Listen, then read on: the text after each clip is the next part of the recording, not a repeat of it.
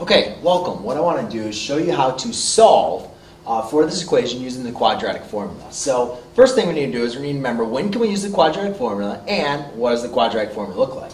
Well, first of all, we can use the quadratic formula whenever we have an equation that is quadratic type. And what I mean by that, it's in the form of ak squared plus bk plus c, and we can set it equal to 0, and where a, b, and c are real numbers and k is going to be your variable.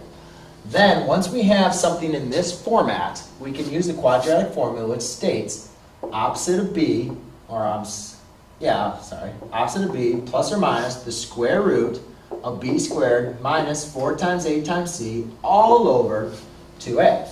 So first of all, we need to make this equation look in this format.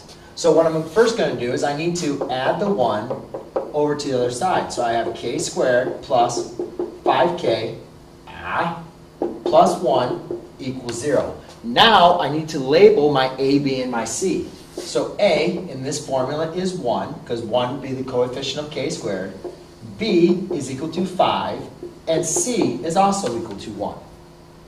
So now what we're going to do, so I have a equals 1, b equals 5, and c equals 1. So to do the rest of these problems, what I'll do is I need to plug in a, b, and c in for my formula. Now the quadratic formula equals your variable k.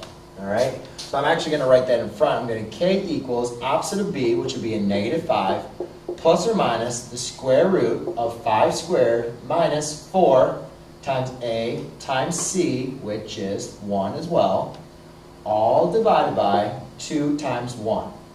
So therefore, that equals k equals negative 5 plus or minus the square root. Let's see if we can simplify this here. So I have 5 squared, which is 25. 4 times 1, which is 4. So 25 minus 4 is 21, all divided by 2. Now, ladies and gentlemen, I cannot simplify this any further. So therefore, my two values of k are going to be k equals negative 5 plus square root of 21 divided by 2, and k equals negative 5 minus square root of 21 divided by 2. So I could write them out both ways, separately, one with the plus sign, one with the minus sign. But hopefully you kind of get my drift on what I'm doing, and I'm just going to leave it as a plus or minus. So ladies and gentlemen, when doing, to kind of wrap this up again, when using the quadratic formula, you got to make sure first that you have a quadratic type equation, and also that you remember what the quadratic formula is. Then find your a, b, and c, and evaluate them into the formula, simplify, and solve. There you go. I hope you enjoyed.